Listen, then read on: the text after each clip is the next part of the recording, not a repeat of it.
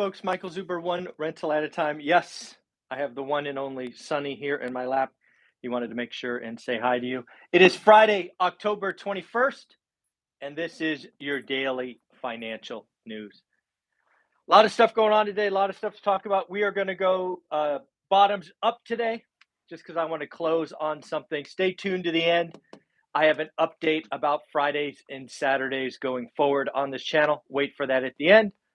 We will talk about that. First, there is a gentleman named Christopher Whalen. Christopher Whalen is in the financial news a lot. He is paraded around on CNBC, Bloomberg, MSNBC, all of the networks, and he has come out with a call on mortgage rates. He is talking about 10% 30-year mortgage rates come February 2023. Think about that, 10% mortgage rates. Right now, today, we're kind of 7.35, 7.4, something like that. Having read his opinion and watched a couple of short YouTube clips, it's an interesting call. His call is basically the Fed is going straight up. Banks are going, or lenders are going to be nervous about refi risk, and thus the unusual spread that we have between the 10-year and mortgages is going to continue to stay elevated. Right today, the spread is over 3%. Historically speaking, it's 1.5 to 1.7. So it's a pretty wide gap. I was lucky enough to speak at a real estate meetup event yesterday in Mountain View. It was a lot of fun. Sid, thank you for the invitation. Thank you for the, 75 people that showed up to talk about one rental at a time. We had a lot of talk about mortgage rates. And this is generally my feeling. Mortgage rates will calm down as soon as the Fed pauses. I am not calling for a pivot or a cut. I simply want the Fed to be done. As we shared yesterday, I believe if the Fed came out tomorrow, yes, on Saturday, if they hit us with 2% rise, it would be a rough week. It would hurt a lot of folks, but at least it would be over. Instead of the Fed doing that or rug pulling us or whatever you would call that surprise move, I believe we're going to get 75, 75, 50, with the 50 coming in 2023. So we're still going to get the 2% from here. We are going to get to a terminal rate of 5%. We're just going to get there slower than I would like, and it's going to be painful.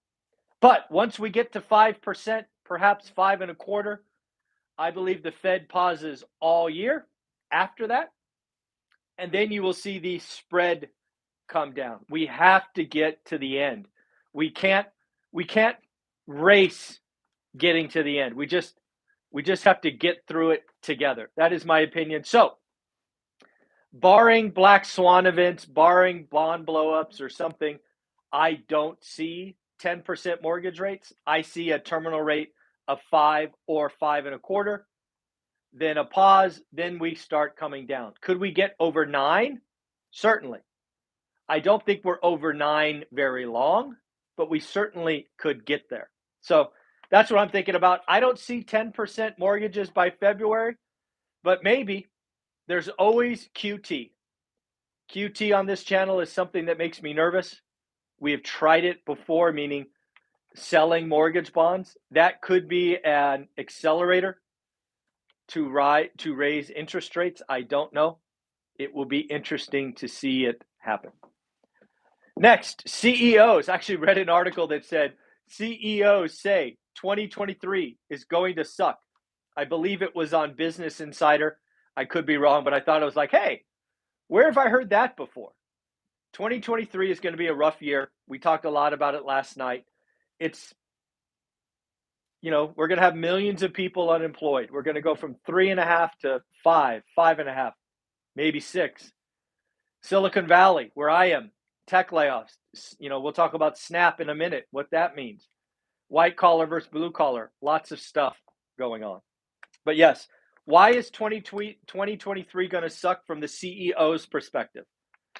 Well, they're going to have to work harder. Cost of capital is going up.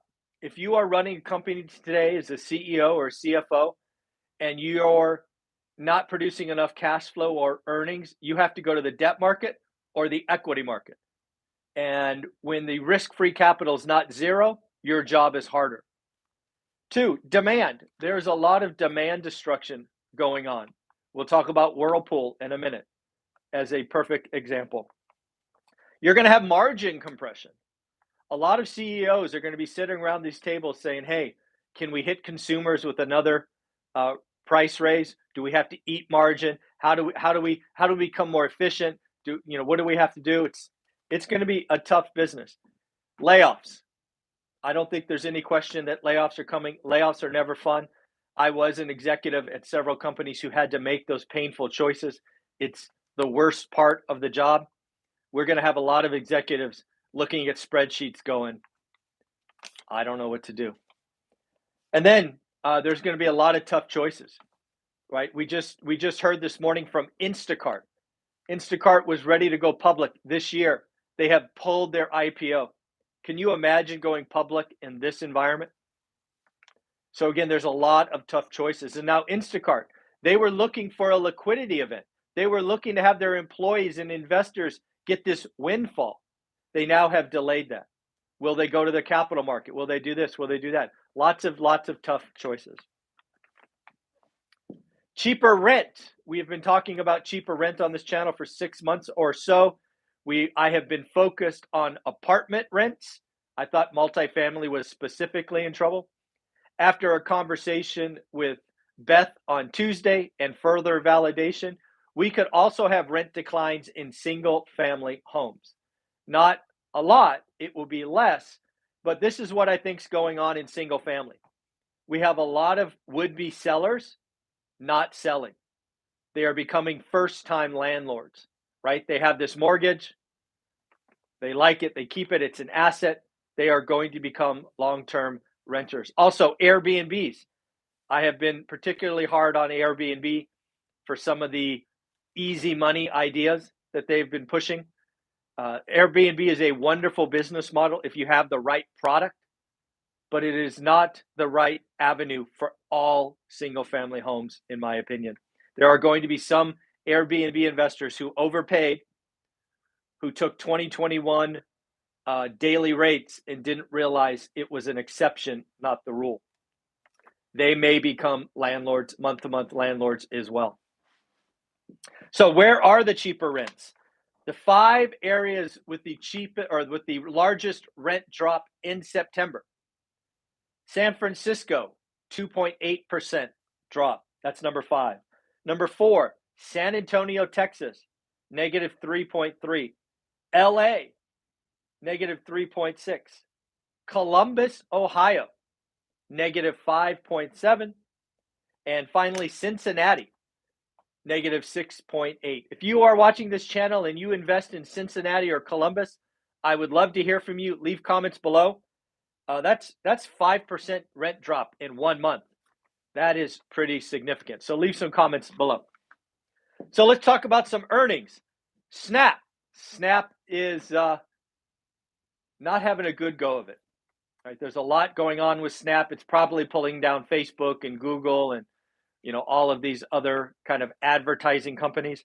But how many times have you heard, hey, the stock's down 80%, the stock's down 75%. It can't go any lower. How many times have you heard that in the last 60 or 90 days? I don't know about you, but I see some YouTube content creators talking about it can't go any lower. It's already down 80%. Well, to those folks, I say Snap was down 77% yesterday. It is now down 25% today. Of course they can go lower. Just because they're down 80% from some stupid risk-adjusted return of 0 and meme stock status doesn't mean they can't go to 0. It can happen. And some companies will go to 0. So be careful. I really hate that it can't go lower attitude. Yes, it can. It can absolutely go lower. Next, Whirlpool. Of all the earnings yesterday, Whirlpool, in my opinion, should be eye-opening, right? Whirlpool is an appliance maker. Whirlpool is involved in the housing sector. Whirlpool is a discretionary purchase, a large discretionary purchase. Yes, on occasion, a refrigerator, a washer, a dryer breaks. Get it? I used to sell them, so I know. But there's a lot of people who over the last couple of years said, hey, let's get an energy efficient blah, blah, blah. Let's go get a stainless steel blah, blah, blah. Well, folks, it is over. I believe what Whirlpool is telling us, if you look at the numbers, first, the housing sector is slowing down. No news here, but it's the discretionary spend. I look at Whirlpool a lot like the Apple iPhone, right? I am talking to you on an Apple iPhone today. It works. It's great. I love it. Do I need the next one today? Maybe I'll get the next one, but do I need it today? There's a lot of people that have washers, dryers, refrigerators, so on and so forth, that it is working. And when we head into a recession or an environment where the consumer gets nervous, it's like, you know what? I really like my iPhone. My iPhone's good enough. My refrigerator's good enough. My washer dryer is good enough. I think Whirlpool is sending a signal to expensive discretionary consumer items. My opinion, but we shall see. Amex, American Express, again reported good numbers and raised. Let me see, where is it? Yeah, beat top line, beat bottom line, and raised guidance. I think what we're seeing with American Express is twofold. One, at least they used to, I haven't checked in the last 90 days, American Express has the highest average credit score. What we are seeing is a bifurcation of the consumers, in my opinion. Some folks are doing fine and spending like crazy. Others are trading down, doing other things. And I think American Express points that out. Next, CSX. Think railroads. CSX, again, is a rail operator, beat top line, beat bottom line, higher shipping volumes. That's good news. And then finally, Verizon. Verizon beat top line, beat bottom line as well. So lots going on. Next week is the big earnings week. We have a lot more earnings coming next week. So we'll go from there. Hacker. This is Patrick Hacker, Fed president. He is saying we still have lots of work to do. The lack of progress on inflation is disappointing. Expect aggressive rate hikes. Folks, this is why I think we get 75, 50, and then the Fed pauses. Again, if I had a magic wand, I would do a 2% move this weekend. I would get the pain over with so we can start moving forward. Couple of quick things. Let's congratulate some people before I get into my final point. We had a contest, remember, about home prices. Actually, it's not here. I was wrong. We're going to give two awards. There were two folks that were close. Chester, your book is going in the mail today. Chester was actually the closest. His guess was within $200 of the median home price. So that is a big win. Chester, it's coming out. And then Will is getting the shirt. Nailed it. Will, you were the closest to it, but without going over. You were within 300 of it. So I decided, why not? We are a giving channel. I like giving stuff away. So we are going to give the book to Chester. That's what he wanted. Will wants the shirt, so he's getting the shirt. So again, congratulations, Will and Chester. Your stuff will go in the mail. And then lastly, John. Congratulations, John, for getting your deal done. Your card is going out in the mail today. Next up, the deep dive. We are doing a deep dive tomorrow with Matt, the mortgage guy, how to read a mortgage quote, how to understand and compare apples to apples, because we've seen a lot of mortgage brokers do slimy things. I almost said dishonest. They're probably not technically dishonest, but they are slimy. So we are going to look at statements and help you understand where the fees are legit where they are not, how they try to create apples to oranges comparisons. We're going to help you break that down.